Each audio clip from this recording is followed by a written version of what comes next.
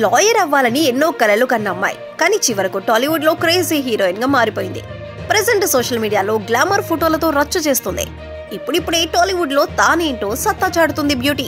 చదివిందేమో లా, కానీ అనుకోకుండా చిత్ర పరిశ్రమలో ఎలా అడుగుపెట్టింది అనేది ఇక్కడ చూద్దాం.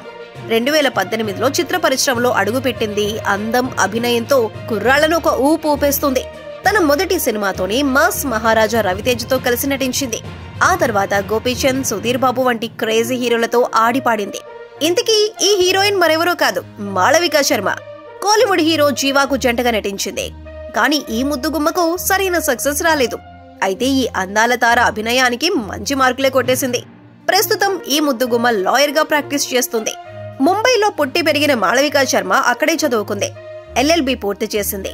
కాలేజీ రోజుల్లోనే మోడల్ గా కెరీర్ మొదలుపెట్టింది. అదే సమయంలో పలు యాడ్స్ లో కూడా నటించింది. ఇక 2018లో రవితేజ నేల టికెట్ సినిమాతో టాలీవుడ్ లో అడుగుపెట్టింది. ఆ తర్వాత రామ్ పోతినేనితో కలిసి రెడ్ సినిమాలో నటించింది. ఈ 2 సినిమాలు కూడా మాళవికకు మంచి గుర్తింపు తెచ్చిపెట్టాయి. ఆ తర్వాత కాఫీ విత్ కాదల్ సినిమాతో కోలీవుడ్ లో అడుగుపెట్టింది. అలాగే గోపీచంద్ కు జంటగా భీమా సినిమాలో నటించింది. సుధీర్ బాబుతో కలిసి హరోం హర సినిమాల్లో కూడా నటించింది. ప్రెసెంట్ సరైన హిట్ కోసం ఈ ముద్దుగుమ్మ ఎదురు చూస్తుంది.